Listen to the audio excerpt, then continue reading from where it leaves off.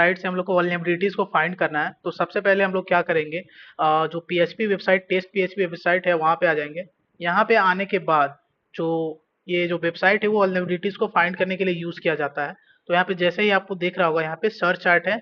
इस पे अगर हम कुछ भी नॉर्मल सा लिखते हैं, तो जैसे ही लिखेंगे तो एज इट इज यहाँ पे लिख के आ चुका है।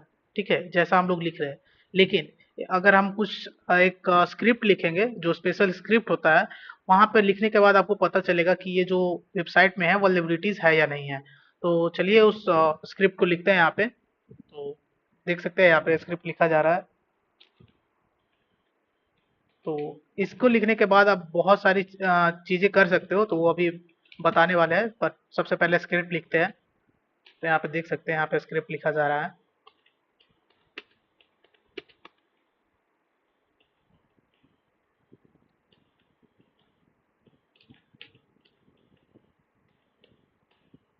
तो यहाँ पे स्क्रिप्ट लिखने के बाद और कुछ टेक्स्ट भी ऐड किया गया है। अब जैसे ही कि ये स्क्रिप्ट को हम गो पे क्लिक करेंगे, तो देख सकते हैं यहाँ पे एक पॉपअप मैसेज शो हुआ है। पहले क्या हो रहा था कि नॉर्मल कोई मैसेजेस हम टाइप कर रहे थे, वो just as it is print हो जा रहा था, अपने आप को दिख रहा था वहाँ पे। लेकिन अगर ये कोई स्पेशल स्क्रिप्ट अगर हम लिख रहे हैं, तो यहाँ पे आपको वल्नरेबिलिटीज फाइंड हो रहा है, जैसा कि पता चल रहा है यू आर हैक्ड, और एक पॉपअप मैसेज आ रहा है। ठीक है, और यहाँ पे देख सकते हो ये सारी चीजें भी आ गई है। तो इससे क्या हो रहा है कि आप बहुत सारी चीजें कर सकते हो, अगर क्योंकि अगर हम लोग को पता चल गया है कि ये स्क्रिप्ट के कारण आपके वल्नरेबिलिटीज वेबसाइट में वल्नरेबिलिटीज है। तो इसके इससे आप लोग क्या कर सकते हो, इससे सेशन हाईजैकिंग में मदद आ सकता है। जो लाइव सेशन चलते रहता है उसको हाईजैक कर सकते हो। यूजर को रिडायरेक्ट कर सकते हो दूसरे वेबसाइट पे। अगर कोई यूजर इस सेम वेबसाइट पे है, उसको अलग वेबसाइट पे रिडायरेक्ट कर सकते हो। वेबसाइट के अंदर जो यूआई होता है, उसका एचटीएमएल या सीएस होता है, उसको आप मैनिपुलेट कर सकते हो, कुछ एडिट कर सकते हो। और इसी के जैसा कोई सेम फिशिंग पेज बना सकते हो, जिसमें कि आप कोई दूसरा यूजर लॉगिन करता है, इंपॉर्टेंट क्रेडेंशियल वहां पे डालता है, तो उसको आप कॉपी कर सकते हो, स्टोर कर सकते हो और उसका यूज कर सकते हो।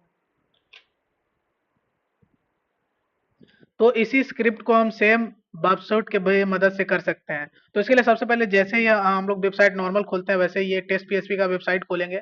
उसके बाद हम क्या करेंगे, बबसूट में जाएंगे और बबसूट को खोलेंगे। उसके बाद फिर हम इंटरसेप्ट जो ऑप्शन होता है उसको ऑन कर देंगे। इंटरसेप्ट ऑन करने के बाद जो भी डाटा सर्वर के पास पहले जा रहा था, वो अब हमारे बबसूट में कैप्चर होना शुरू हो जाएगा। तो जैसा कि आप देख सकते हैं कि वर्कसूट में यहाँ पे सबसे नीचे में आपको सर्च का ऑप्शन, सर्च पैरामीटर का ऑप्शन दिख रहा होगा, जहाँ पे कुछ लिखा हुआ आ रहा होगा। तो उसी में हम कुछ अपना जो स्क्रिप्ट है वो लिखेंगे। और जैसे ही हम अपना स्क्रिप्ट जो पहले लिख रहे थे, वैसा ही कुछ स्क्रिप्ट ऐड करेंगे। तो उसके बाद फिर जो तो इसके बाद हम अपने रिक्वेस्ट को फॉरवर्ड करेंगे सर्वर के पास, ताकि जो हमने जो स्क्रिप्ट लिखा है वो सर्वर तक पहुंच जाए। तो जैसे ही हम लोग फॉरवर्ड करेंगे, उसके बाद जो है आपको ये पॉपअप मैसेज दिखेगा, जिसमें आपको पता चल जाएगा कि इस वेबसाइट में वल्नरेबिलिटीज फाउंड हो चुकी हैं और कॉम्प्रोमाइज हो चुका है।